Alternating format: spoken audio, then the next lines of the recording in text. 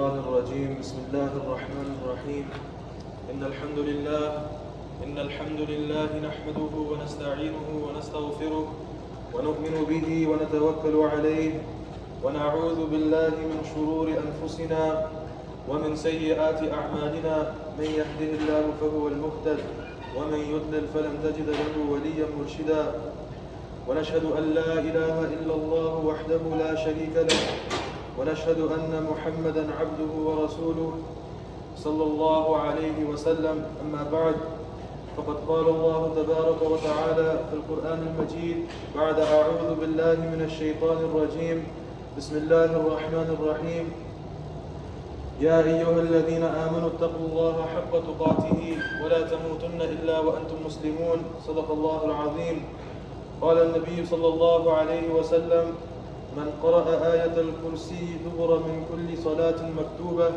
لم يمنعه من دخول الجنة إلا الموت أو كما قال عليه الصلاة والسلام. We begin by praising Allah subhanahu wa ta'ala, and we declare that there is none worthy of worship except Him alone, and we bear witness that Muhammad sallallahu alayhi wa sallam is His final messenger, and we ask Allah subhanahu wa ta'ala to send His peace and blessings and salutations upon Muhammad and upon his family and upon the companions radiyallahu anhum ajma'een. Allah subhanahu wa ta'ala says in the Quran, O you who believe, fear Allah as He deserves to be feared, and do not die except as Muslims. Today's khutbah is a reminder about success. For each and every single one of us, success has a different definition. For example, for a student it may be to pass their classes and graduate and get into med school or get into grad school. Or for someone working in the office, it may be to get a promotion or to get a raise. Or for a parent, it may be to raise a family or provide for their family, and so on and so forth. For each and every single person, success has a different definition based on their field of study and based on their circumstance and based on their profession. However, mankind in general and humans in general, we all have one common purpose, and so we all have one common definition of success. And to find that, we must look to the one who created us. Allah subhanahu wa ta'ala says in the Quran, فَمَنْ زُحْزِحَ عَنِ النَّارِ وَأُدْخِلَ الْجَنَّةَ فَقَدْ فَازَ وَمَا الْحَيَاةُ الدُّنْيَا إِلَّا مَتَاعُ الْغُرُورِ.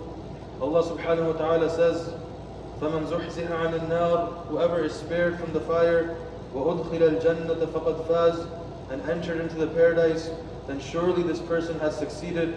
وَمَا الْحَيَاةُ الدُّنْيَا إِلَّا مَتَاعُ الْغُرُورِ, and the life of this world is nothing but an illusion. And so we think we have so much time, but soon we'll be on our deathbeds and we'll look back at our lives and how short our life felt, and that's when we'll realize what Allah subhanahu wa ta'ala is telling us when He says وَمَا الْحَيَاةُ الدُّنْيَا إِلَّا مَتَاعُ الْغُرُورِ, that the life of this world is nothing but an illusion.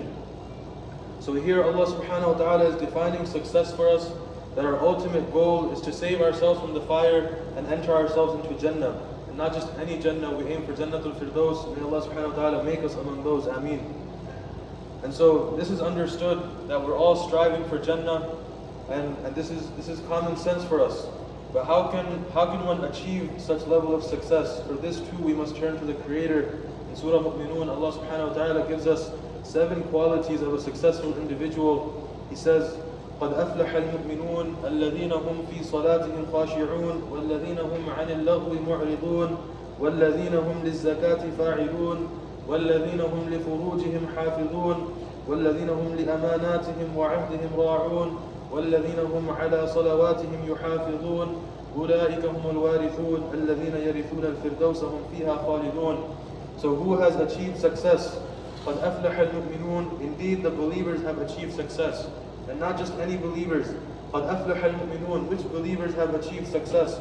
الذين هم في صلاتهم خاشعون, those who are mindful in their prayers, those who have khushu' in their prayers, and those who concentrate, and they aren't just praying and going through the motions, or they aren't just praying and thinking about which exam do I have to study for next, or they aren't just praying and thinking what do I have to do at work after Jumu'ah, or they aren't praying and all of a sudden their phone vibrates, so now they're wondering the entire prayer why their phone vibrated. So, الَّذِينَ هُمْ فِي صَلَاتِهِمْ خَاشِعُونَ, indeed the believers have succeeded, those who are mindful in their prayers, those who stand with humility and concentration in front of their Lord. And so how does one achieve a state of khushu' in the prayer? That also Allah subhanahu wa ta'ala answers in the next ayah. The next quality of a successful individual, وَالَّذِينَ هُمْ عَنِ اللَّغْوِ مُعْرِضُونَ, those who stay away from idle talk, those who don't waste their time, those who don't engage in activities that are useless and activities that don't bring any benefit. These activities that are not haram, they're not necessarily haram, but Allah subhanahu wa ta'ala is saying that the successful individual is he who stays away from activities that are time wasting and they bring no benefit. And this is the key to achieving khushu' in our prayers as well. The whole day we're wasting our time in useless activities, scrolling through our phones, watching movies and just talking for the sake of talking. And the whole day we're letting these things control what we think about. And then we stand in front of Allah subhanahu wa ta'ala in prayer and we wonder why we can't focus in our prayer. And we wonder why we can't taste the sweetness of our salah. And so Allah subhanahu wa ta'ala has warned us about this in the Quran. And He tells us that the quality of a successful individual is that he or she uses their time wisely. Ibn Qayyim rahimahullah, he says, wasting time is worse than death, because death separates you from this world, but wasting time separates you from Allah. So wasting time makes you grow further away from Allah subhanahu wa ta'ala. In the next verse, Allah subhanahu wa ta'ala says, وَالَّذِينَ هُمْ لِلزَّكَاةِ فَاعِلُونَ. The next quality of a successful individual is those who pay their zakah and those who do their zakah. وَالَّذِينَ هُمْ لِلزَّكَاةِ فَاعِلُونَ. Why does Allah subhanahu wa ta'ala say do their zakah? And why doesn't He say pay their zakah? The zakah here refers to two different things. One is the obvious meaning of paying your yearly zakah. But another type of zakah being mentioned here is the tazkiyah and the purification, the tazkiyatun nafs, the purification of the heart, where you're looking into your heart and you're looking into your life and you're seeing which areas of my life need improvement, what I'm doing well, and what needs to be worked upon. And this is something that we rarely see ourselves as individuals doing. And as Shaykh al-Shinawi, as he mentions, that the problem in our communities is not the lack of Islamic education. And Islamic education is accessible to everyone, and it is there in abundance. And gone are the days where you have to travel for months just to learn a single hadith. But rather, the problem is that there's no self-reflection, and there's no tazkiyah, and the Islamic education isn't being applied, and it has almost turned into a form of entertainment for us, where we go to an Islamic lecture, or we go to a khutbah, and we feel good about ourselves, and then we leave the khutbah or the Islamic lecture, and nothing in our lives has changed. And so Allah subhanahu wa ta'ala is mentioning the quality of a successful person is وَالَّذِينَ هُمْ لِلزَّكَاةِ فَاعِلُونَ, those who pay their zakah, those who do their tazkiyah, those who do their self-reflection, and they take the knowledge that is provided to them and they apply it rather than just taking it for enjoyment. وَالَّذِينَ هُمْ لِفُرُوجِهِمْ حَافِظُونَ. This next one goes into a different category. Up until now, the qualities of a successful individual being mentioned were about our worship. But this one talks about our desires. وَالَّذِينَ هُمْ لِفُرُوجِهِمْ حَافِظُونَ. That the successful individual is he who can control his desires and the one who can maintain discipline. And specifically the one mentioned in this ayah is protecting ourselves from the fitna of the opposite gender. And this is something important for especially the youngsters who are in college or in high school, where everywhere you look, whether you look to your right or to your left, or in front of you or behind you, you're met with this fitna of the opposite gender. And so Allah subhanahu wa ta'ala is saying, whoever can overcome this fitna, and whoever can guard their modesty, and whoever can guard their chastity, then Allah subhanahu wa ta'ala is saying, indeed, these believers have achieved success. And there's wisdom for this in other aspects of our lives as well. Allah subhanahu wa ta'ala is telling us that the successful one is he who can maintain discipline, and he who can control his desires. For example, if you want success in your studies, or if you want success in the gym, for example, you must suppress your desires for unhealthy foods, and you must stick to a strict workout regimen, and you must remain disciplined if you want success in those areas of your lives. So through this quality of guarding ourselves against the fitna of the opposite gender and controlling our nafs when it comes to the opposite gender, we find wisdom for success in other areas of our lives as well. Moving on, in the next ayah, Allah subhanahu wa ta'ala says, وَالَّذِينَ هُمْ لِأَمَانَاتِهِمْ وَعَهْدِهِمْ رَاعُونَ. Successful are they who are trustworthy. And this is something that is very easy to talk about, but it is extremely difficult to implement. How many of us, upon the first sight of difficulty, we resort to lying to solve our problems, or we resort to deceiving to solve our problems? we weren't able to study for an exam, so we deceived the professor and we cheat on our exams. Or we arrived late to work, so we lied to our boss about why we're late. Rasulullah sallallahu alayhi wa sallam says in a hadith that I'm paraphrasing, and the gist of the hadith is that it is possible for my ummah to do any sin, but it is completely impossible for anyone in my ummah to do two sins, which are lying and deceiving. And so the successful one is he who is trustworthy. So that was 6 qualities of a successful person as mentioned in the Quran. Successful are the believers who are mindful in their prayers, who do not waste their time, those who do their zakat and self-reflection, and those who control their desires and are disciplined, and those who are trustworthy. And after telling us these 6 qualities, Allah subhanahu wa ta'ala gives us a final quality of a successful individual that ties it all together. And this is something that if one does, then automatically the other 6 will fall into place. وَالَّذِينَ هُمْ عَلَى صَلَوَاتِهِمْ يُحَافِظُونَ. Those who protect their 5 daily prayers. Their entire daily routine is scheduled around their 5 daily prayers. They aren't fitting salah into their schedule, but rather they're fitting their schedule around the salah.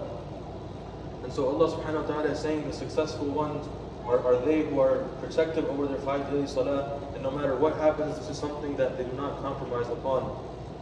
And so what will be the reward of these people who have these 7 qualities?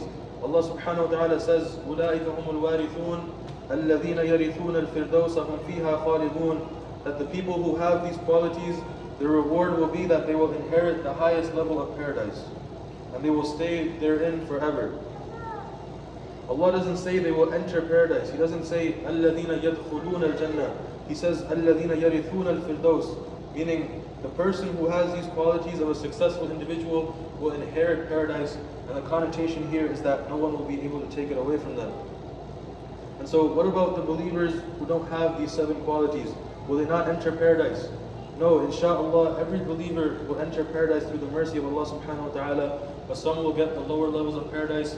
Some unfortunately will have to serve their time in the punishment for a term before being entered into paradise. May Allah subhanahu wa ta'ala protect us.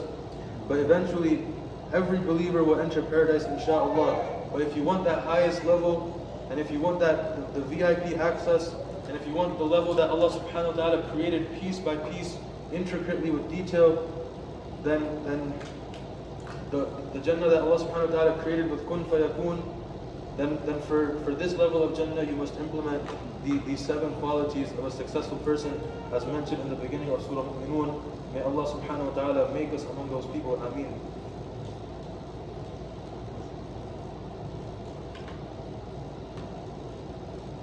Lastly, I'll finish off with a very hopeful hadith. Rasulullah sallallahu alayhi wa sallam, he says, من قرأ آية الكرسي دبر كل صلاة مكتوبة لم يمنعه من دخول الجنة إلا الموت. Rasulullah sallallahu alayhi wa sallam says, whoever recites Ayatul Kursi after every fourth prayer, then nothing will prevent him from entering Jannah except for death. Meaning, as soon as you die, you are given the glad tidings of Jannah. So if there's only one thing you can implement from today's khutbah, then let it be to make sure to recite Ayatul Kursi after every fourth prayer. All it takes is 30 seconds, but the reward is far greater than the price. May Allah subhanahu wa ta'ala give us the ability to implement this. Ameen. أقول قولي هذا وأستغفر الله لي ولكم ولسائر المسلمين فاستغفروه إنه هو الغفور الرحيم.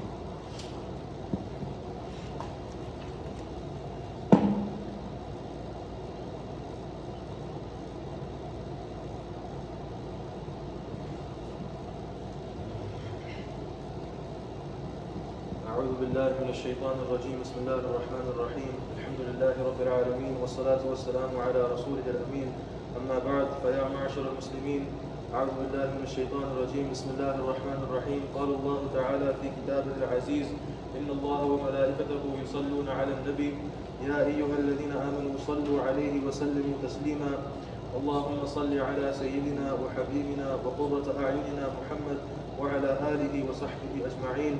عباد الله رحمكم الله، إن الله يأمر بالعدل والإحسان وإيتاء ذي القربى وينهى عن الفحشاء والمنكر والبغي يعظكم لعلكم تذكرون.